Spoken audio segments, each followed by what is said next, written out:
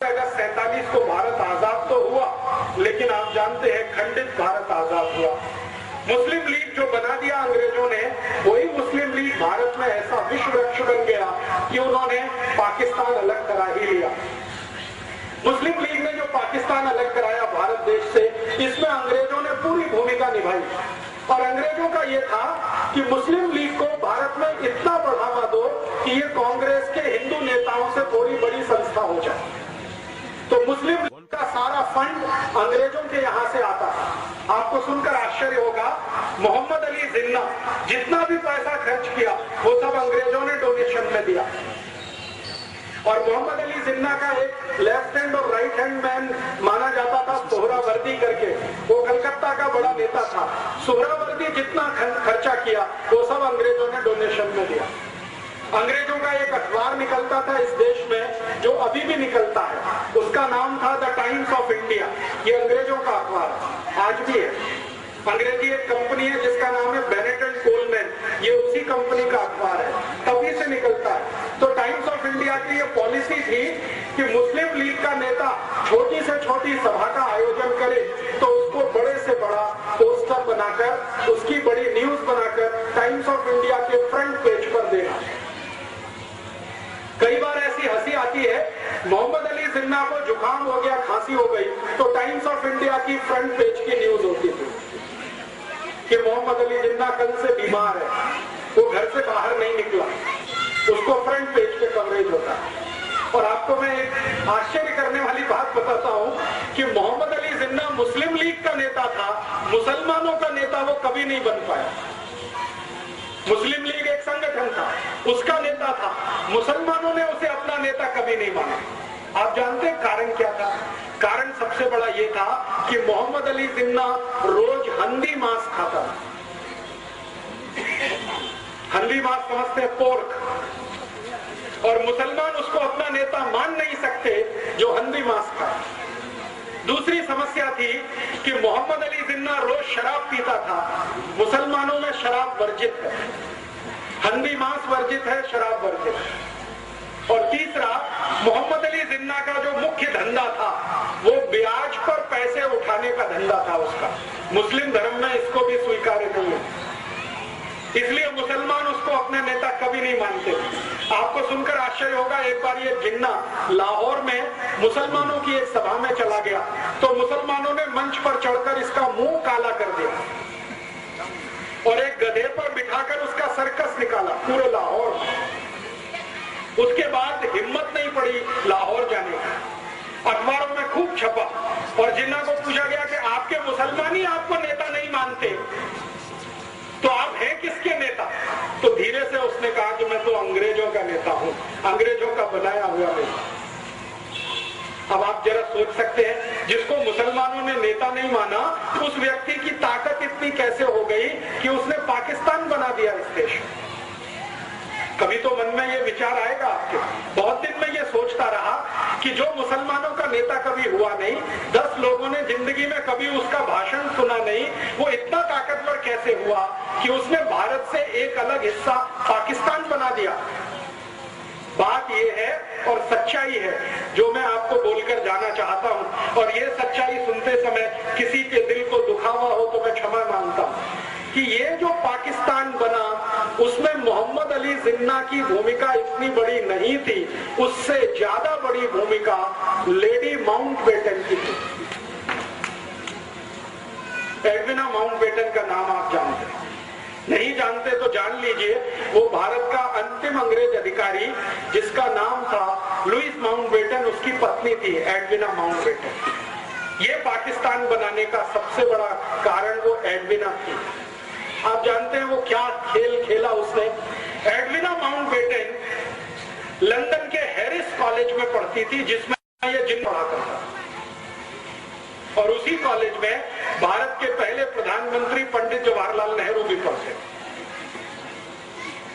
Harris college में 3 लोग पढ़ते थे साथ में एक ही क्लास में ध्यान देना, जिन्ना मोहम्मद अली, पंडित जवाहरलाल नेहरू और एडविना। उस समय वो माउंटबेटन नहीं थे, शादी उसकी बाद में हुई। तो एडविना, जिन्ना और नेहरू एक ही क्लास में पढ़ते थे और रिकॉर्ड्स और दस्तावेज बताते हैं कि एडविना से दोनों लगे हुए थे।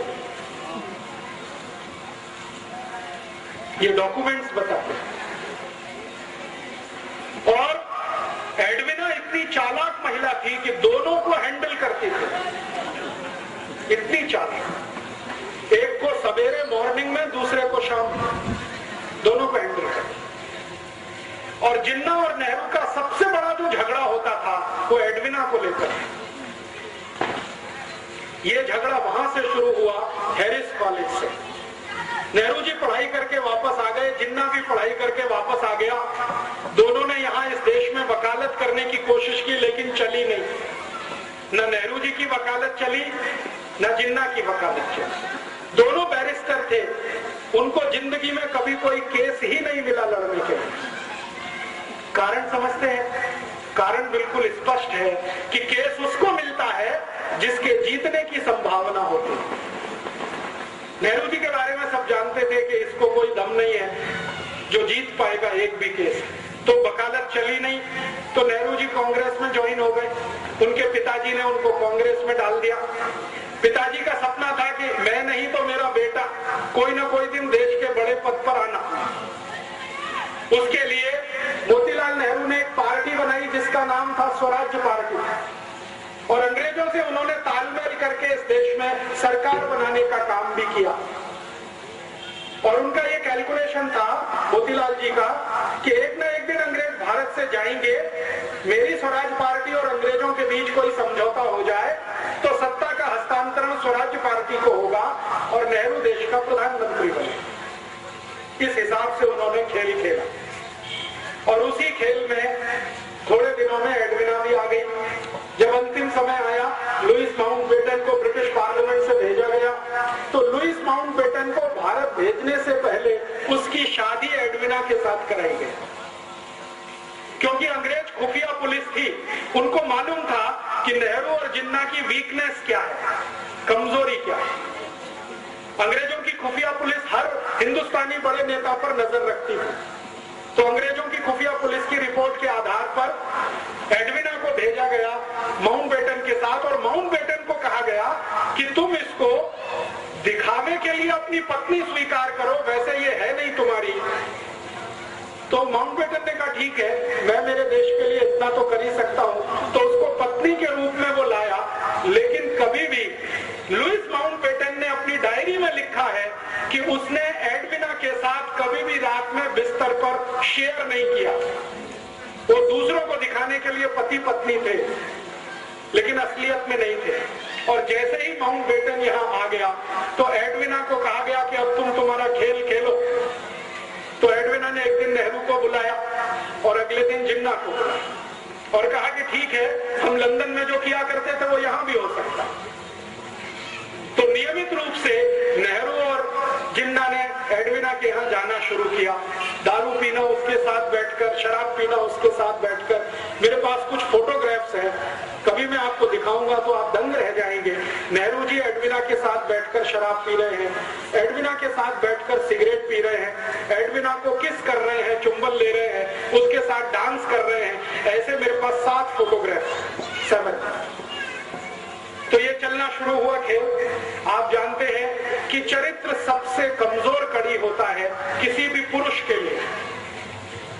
अगर चरित्र से कोई गिरना शुरू हो जाए तो उसकी अंतिम सीमा नहीं होती है, वो कहां तक जाएगा कोई नहीं जानता।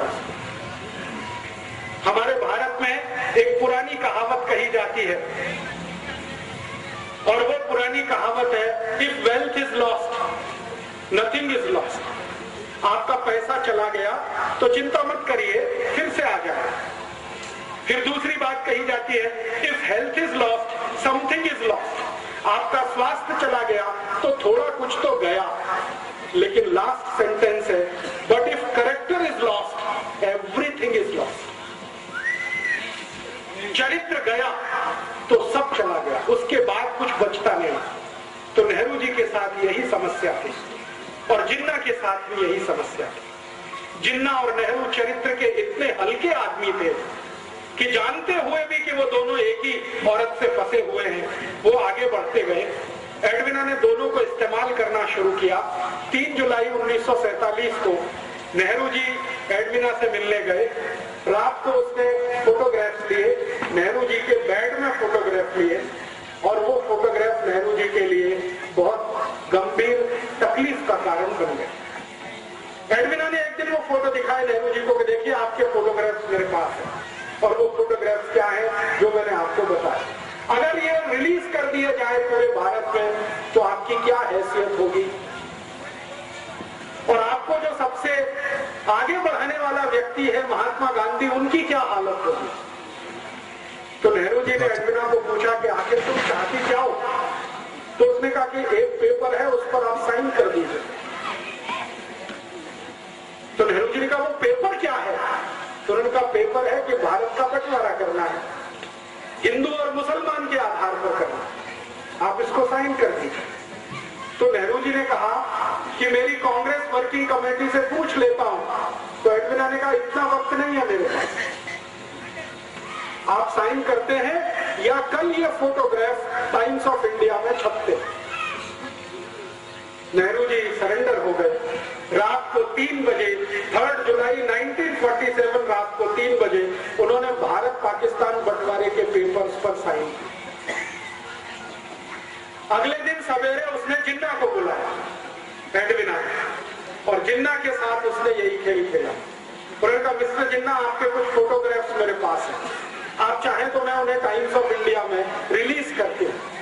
तो जिन्ना बौखला गया। जिन्ना को मालूम नहीं था कि वो बहुत शातिर महिला है।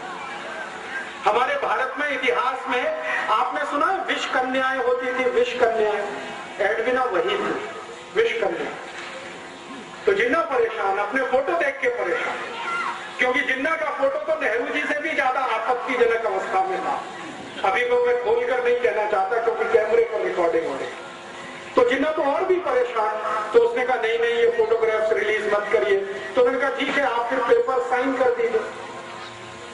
तो जिन्ना ने कहा कि मैं तो मुसलमानों का नेता ही नहीं हूं। तो उन्होंने कहा हम बनाएंगे ना, आपको चिंता मत करिए, हम बनाएंगे आपको मुसलमानों का, आप पेपर साइन करिए।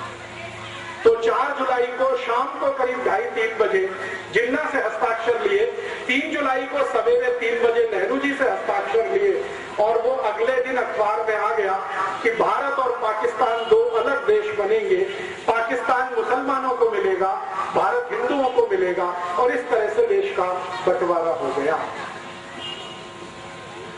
इस बंटवारे में अगर आप देखना चाहें कि विलेन कौन है तो आपको बिल्कुल साफ दिखाई देगा। अगर मुझसे कोई पूछे तो पहला विलेन इस बंटवारे में पंडित जवाहरलाल नेहरू, दूसरा विलेन मोहम्मद अली जिन्ना। और मैं पंडित नेहरू को पहला विलेन क्यों मानता हूं, मैं आपको एक दूसरी घटना बताता हूं जो इतिहास में अभी दर्ज नहीं है, लेकिन डॉक्यूमेंट्स में वो घटना घटित है, डॉक्यूमेंट्स में उसका जिक्र है। वो घटना क्या है? घटना ये है कि भारत पाकिस्तान बंटवारा हो गया जिन्ना के हस्ताक्षर और नेहरू के हस्ताक्षर से। थोड़े दिन के बाद गांधी जी को यह पता चला। गांधी जी को पता चला तो गांधी जी ने अपना सिर पीटा। आप में से कोई शायद ये बात नहीं जानता है, गांधी जी को एक आदत थी, और वो आदत ये थी कि वो अपने पर जब गुस्सा करते थे तो अपना सिर पीटते थे, ऐसे करके बहुत तेज मारते थे, घूंसों से मारते थे, अपने को मारते थे। जिस दिन गांधी जी को पता चला कि नेहरू ने बंटवारे के पेपर्स पर हस्ताक्षर किए, उस दिन उन्होंने अपने को पीटा और उन्होंने कहा कि अब मैं जिंदा नहीं रहना चाहता, क्योंकि मैंने जिसको आगे बढ़ाया वो इतना कमजोर निकलेगा ये मुझे नहीं मालूम। परिणाम क्या हुआ? गांधी जी ने जिन्ना को बुलाया और कहा कि भाई तुम ये बंटवारा क्यों कर रहे हो? तो जिन्ना ने कहा बापू मैंने हस्ताक्षर कर दिए हैं, लेकिन आप मुझे एक वचन दो तो मैं मेरा एक एफिडेविट लगाने को तैयार हूं, और एडविना ने मेरे साथ जो ब्लैकमेलिंग किया है वो सबको बताने को तैयार है। गांधी जी ने पूछा क्या? उन्होंने कहा कि मुझे भारत का प्रधानमंत्री बनवा दो। गांधी जी ने कहा बस इतनी ही मांग है तुम्हारी? उन्होंने कहा हाँ, मुझे प्रधानमंत्री बनवा दो, मुझे पाकिस्तान नहीं चाहिए। तो गांधी जी ने कहा ठीक है मैं विचार करूंगा तुम्हारी मांग पे। अगले दिन नेहरू को बुलाया और नेहरू से कहा कि देखो जिन्ना तैयार है, वो एफिडेविट देना चाहता है, एडविना ने कुछ ब्लैकमेलिंग किया है, वो पूरे देश को बताना चाहता है, उसकी एक ही शर्त है कि भारत का प्रधानमंत्री उसे होना। बोलो। तो नेहरू जी ने कहा कि बापू, जिन्ना को भारत का प्रधानमंत्री तो क्या, मैं मेरे ऑफिस का चपरासी नहीं बना सकता, कारकुन नहीं बना सकता। तो गांधी जी ने कहा तुमको जिन्ना से इतनी दुश्मनी क्यों है? तुम दोनों साथ साथ पढ़े लंदन में हैरिस कॉलेज में, तुमको स्कॉलरशिप मिली, जिन्ना को स्कॉलरशिप मिली, साथ में जिस स्कूल में तुम पढ़े, साथ में रहे 15 साल, और तुम में दोस्ती इतनी ज्यादा थी, अब ये दुश्मनी इतनी क्यों? तो नेहरू जी ने असलियत नहीं बताई। जिन्ना और नेहरू जी की जो दुश्मनी थी उसका कारण था एडविना, और कोई दूसरा कारण नहीं। गांधी जी को बताया नहीं। नेहरू जी ने कहा कि मैं तो प्रधानमंत्री तो क्या चपरासी नहीं बना सकता। तो गांधी जी ने कहा कि फिर क्या होगा, देश का बंटवारा। तो उन्होंने कहा कि ठीक है, बंटवारा हो जाए, मुझे उसमें कोई आपत्ति नहीं। तो गांधी जी ने कहा कांग्रेस तो तैयार नहीं है इसके लिए। तो उन्होंने कहा ठीक है, कांग्रेस थोड़े दिन में तैयार हो जाएगी। ऐसे करके गांधी जी और नेहरू जी का वार्तालाप पूरा हुआ। फिर गांधी जी ने कांग्रेस वर्किंग कमेटी की मीटिंग बुलाई। 15 उसमें सदस्य थे। उन 15 सदस्यों के सामने गांधी जी ने कहा कि भारत आजाद होगा, लेकिन दुख है कि बंटवारे के साथ कौन प्रधानमंत्री बने। तो गांधी जी ने एक फॉर्मूला दिया कि कांग्रेस वर्किंग कमेटी जिसको अपना अध्यक्ष चुनेगी वो भारत का प्रधानमंत्री होगा। तो वोट डालने का काम किया गया। कांग्रेस वर्किंग कमेटी में वोट डाला, 15 लोगों ने वोट डाला, तो 13 लोगों का वोट सरदार वल्लभ भाई पटेल के पक्ष में गया। 13 लोग। एक वोट पंडित जवाहरलाल नेहरू के पक्ष में गया और एक व्यक्ति कांग्रेस वर्किंग कमेटी में एब्सेंट हो गया, वो वोट डालने नहीं आया। और जो व्यक्ति एब्सेंट था वो अनुग्रह नारायण सिन्हा नाम के एक व्यक्ति थे, पटना से थे, बिहार से, वो एब्सेंट हो गए। तो एक वोट नेहरू को, 13 वोट पटेल को। गांधी जी के फॉर्मूले के अनुसार पटेल भारत के प्रधानमंत्री बने, क्योंकि वर्किंग कमेटी ने अध्यक्ष चुना।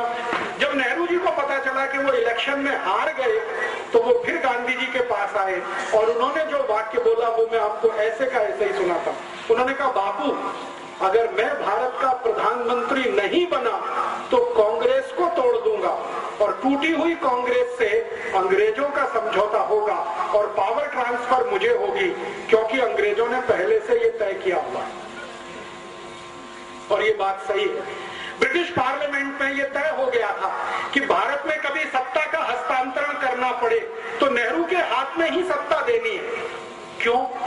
क्योंकि विंस्टन चर्चिल और क्लेमेंट आर एटली, जो दो बड़े लीडर थे उस समय इंग्लैंड के, एटली प्राइम मिनिस्टर था, Churchill leader of the opposition था, दोनों का ये मानना था कि ये नेहरू अपना ही आदमी है, शरीर से देखने में हिंदुस्तानी है, आत्मा इसकी अंग्रेजों वाली है, इसको सत्ता दे दो तो भारत हमारे ही कब्जे में रहेगा, ऐसा मान लो। तो ब्रिटिश पार्लियामेंट ने प्रस्ताव कर दिया था। नेहरू जी को उसकी जानकारी हो गई थी। नेहरू जी ने इस पर गांधी जी को ब्लैकमेल किया और कहा कि मैं अगर सत्ता में नहीं आया तो कांग्रेस को तोड़ूंगा। और अंग्रेजों ने घोषणा की थी कि कांग्रेस अगर टूट भी गई तो नेहरू वाली कांग्रेस को वो पावर ट्रांसफर करके भारत से चले जाएंगे। तब गांधी जी ने सरदार पटेल को बुलाया और कहा कि अब क्या करना है। तो सरदार पटेल ने कहा कि देश का एक बंटवारा और हो, ये मुझे मंजूर नहीं है, मैं मेरा वापस लेता हूं, आप नेहरू को प्रधानमंत्री पद की शपथ करवाइए। तो गांधी जी ने कहा कि मैं प्रधानमंत्री पद की शपथ उसको नहीं करा सकता, क्योंकि मेरा दिल अब उससे हट गया है। ये जरूर है कि तुम मंत्रिमंडल में आ जाओ, डिप्टी प्राइम मिनिस्टर की पोस्ट पे रहो, ताकि नेहरू के ऊपर कंट्रोल रहे, और मैं तो जाऊंगा नहीं ऐसे किसी समारोह में जहां नेहरू को प्रधानमंत्री पद की शपथ दिलाई जाएगी। और आप जानते हैं कि 15 अगस्त 47 को जब शपथ ग्रहण समारोह हुआ, गांधी जी उसमें नहीं गए। गांधी जी नहीं गए। गांधी जी उस समय बंगाल के एक गांव में थे, नोआखाली में। ये गांव अभी बांग्लादेश में चला गया। तो नोआखाली के गांव में गांधी जी थे, करीब करीब दिल्ली से ये 1700 किलोमीटर दूर है नोआखाली। गांधी जी दिल्ली में नहीं थे। ट्रांसफर ऑफ पावर हुआ है। गांधी जी ये कहा करते थे, स्वतंत्रता नहीं आई है, आजादी नहीं आई है, सत्ता का हस्तांतरण हुआ है बस। और जो गांधी जी बोलकर नहीं गए और वो उनके कहने में समझ में आता है, वो मैं कह देता हूं। गांधी जी ये मानते थे कि गोरे अंग्रेजों की सत्ता किसी काले अंग्रेज के हाथ में आई है, इसलिए वो सत्ता के समारोह में शामिल नहीं हुए। और आप फिर जानते हैं, इतिहास आपके सामने है, जिन्ना अलग पाकिस्तान का बन गया, ये बन गया। एक घटना बीच में और हुई थी, वो भी मैं समझा दूं आपको, तो समझ में आएगा नेहरू जी का चरित्र। गांधी जी को एक डॉक्टर मिलने आया एक बार, और ये घटना आजादी मिलने से थोड़े दिन पहले की है। गांधी जी कलकत्ता के पास नोआखाली में थे, एक डॉक्टर आया। वो डॉक्टर ने गांधी जी को परिचय दिया कि मैं मोहम्मद अली जिन्ना का पर्सनल फिजिशियन हूं। एक ईरानी व्यक्ति था, तो नाम मैं भूल गया, रिकॉर्ड्स में है। उसने गांधी जी को कहा कि मैं मोहम्मद अली जिन्ना का पर्सनल फिजिशियन हूं, आपसे अकेले में बात करना चाहता हूं। तो गांधी जी ने कहा, क्या बात करना चाहते हो? तो उन्होंने कहा, अकेले में, सबके सामने नहीं। तो गांधी जी उसको कमरे में लेके गए। अंदर जो बातचीत गांधी जी ने की, उन्होंने कहा कि देखो, मेरी एक संकल्प है। गांधी जी ने डॉक्टर को कहा कि मेरी बातचीत में कोई तीसरा जरूर रहता है जो उसको नोट करता है, लिखता है। मैंने आपको क्या कहा, आपने मुझे क्या कहा। तो उन्होंने कहा, वो कौन व्यक्ति है? उन्होंने कहा, मेरा सेक्रेटरी प्यारेलाल, वो भी यहाँ रहेगा। तो डॉक्टर ने कहा, ठीक है, उससे मुझे कोई बांधा नहीं, माने तकलीफ नहीं, आप बुला लो। तो प्यारेलाल जी को बुलाया और गांधी जी ने कहा कि मैं और ये बात करेंगे, एक एक शब्द लिखना। प्यारेलाल जी बहुत फास्ट लिखते थे, शॉर्ट हैंड में लिखते थे, बाद में उसका ट्रांसक्रिप्शन करते। तो डॉक्टर ने जो बताया गांधी जी को, गांधी जी परेशान हो गए वो सुन के। उन्होंने कहा कि मोहम्मद अली जिन्ना का मैं डॉक्टर हूं और ये जिन्ना बहुत जल्दी मरने वाला है। गांधी जी ने पूछा, क्यों? तो उन्होंने कहा, इसको बोन टीबी है, इसकी रीढ़ की हड्डी पूरी गल चुकी है, इसका नर्वस सिस्टम ज्यादा दिन काम नहीं करेगा। तो गांधी जी ने कहा, कितने दिन जिंदा रहेगा? तो डॉक्टर ने कहा, हो सकता है 2-3 महीने भी जिंदा ना रहे। तो डॉक्टर को पूछा गांधी जी ने, आप क्या चाहते हैं? तो उन्होंने कहा, मेरी एक इच्छा है कि आप किसी तरह नेहरू को समझा दो, 2-3 महीने ये जिंदा रहेगा, इसको भारत का प्रधानमंत्री बना दो, देश का बंटवारा तो नहीं होगा। तो गांधी जी ने कहा कि तुम्हारी यह बात में अगर सच्चाई है तो मैं जरूर प्रयास करूंगा। फिर उन्होंने नेहरू को बुलाया और कहा, देखो नेहरू, ये मरने वाला है जिन्ना, ज्यादा दिन जिंदा नहीं रहेगा, इसको बोन टीबी हो गई है, इसका डॉक्टर कहता है कि 2-3 महीने से ज्यादा जिंदा नहीं रहेगा, तुम क्यों अड़े हुए हो? इसको प्रधानमंत्री बन जाने दो, 2-3 महीने के बाद तुम बन जाना, देश तो एक रहेगा। तब नेहरू ने फिर वही बात कही कि मैं जिन्ना को मेरे ऑफिस का चपरासी नहीं बना सकता, प्रधानमंत्री कैसे बनने दूं? तो नेहरू की जिद और जिन्ना का ब्लैकमेलिंग, ये दोनों मिलकर भारत का बंटवारा कर गए और इसमें भारत टूटा। भारत और पाकिस्तान दो अलग देश बने, किसी सिद्धांत के आधार पर नहीं, कोई विचार के आधार पर नहीं, सिर्फ प्रधानमंत्री पद की कुर्सी के कारण। और मैं अभी सब लोगों को ये बोलता हूं कि नेहरू जी तो स्वर्गवासी हो गए 1964 में, लेकिन उनकी आत्मा अब भारत के उन सब नेताओं में प्रवेश कर चुकी है जो कुर्सी के लिए कुछ भी करने को तैयार। तो मर गए 27 मई 1964 को। और आप में से शायद कोई जानता है या नहीं, नेहरू जी की मृत्यु बहुत ही दुखद थी। उनको सबसे खराब वो बीमारी हुई थी जिसको सेक्सुअल ट्रांसमिटेड डिसीज कहा जाता है, STD, आज का एड्स कह सकते हैं। STD उनको था और उनकी मृत्यु के समय जिस डॉक्टर ने उनको एग्जामिन किया था वो बताता है कि नेहरू जी का शरीर सड़ गया, कीड़े पड़ गए थे। बहुत दुखद मृत्यु थी। नेहरू जी की मृत्यु के समय उनके परिवार की जो महिला उनके साथ में थी, उसकी लिखी हुई डायरी में ये है कि नेहरू जी के अंग सड़ गए थे, शरीर के कीड़े पड़ गए थे उसमें। इसलिए वो प्रधानमंत्री पद से छुट्टी लेकर देहरादून गए थे छुट्टी बिताने के लिए, लेकिन वहां से वापस नहीं आए तो वो तो चले गए, पाकिस्तान बनवा गए इस देश में। जिन्ना का क्या हुआ, भारत पाकिस्तान जैसे ही अलग हुए उसके लगभग 7वें महीने में जिन्ना मर गया। बंटवारा हो गया 14 अगस्त 1947 और इसके ठीक 7वें महीने में जिन्ना मर गया। तो उधर पाकिस्तान जिसने बनाया वो पाकिस्तान का मजा नहीं ले पाया कभी, और पाकिस्तान जिनके लिए बनाया वो पाकिस्तान कभी गए नहीं। आप जानते हैं पाकिस्तान बनाने का जो सबसे बड़ा लॉजिक था वो ये कि भारत में रहने वाले मुसलमान वहां जाएंगे और उनके लिए पाकिस्तान बनेगा। वो यहां से गए नहीं, वो यहां है, शिया हो चाहे सुन्नी हो, वो भारत में ही है, वो पाकिस्तान गए नहीं। और जिन्होंने कभी पाकिस्तान मांगा नहीं उनके सिर पर यह पाकिस्तान थोप दिया गया। वो अफगानिस्तान की सीमा पर रहने वाले जो बलूची लोग हैं ना, उनके ऊपर जबरदस्ती ये थोप दिया।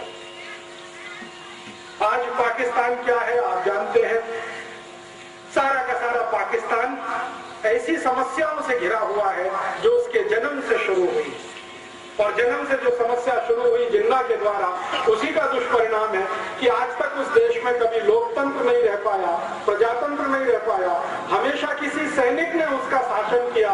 और आज भी आप जानते हैं परवेज मुशर्रफ उन्हीं सैनिकों का रूप है जो जिन्ना के द्वारा पल्लवित और पोषित हुए। लेकिन भारत को एक बड़ा नासूर दे गए, और वो नासूर ये भारत के 3 विलेन, एक जिन्ना, नेहरू और एडविना, ये 3 विलेन को मैं मानता हूं भारत के बंटवारे के लिए जिम्मेदार।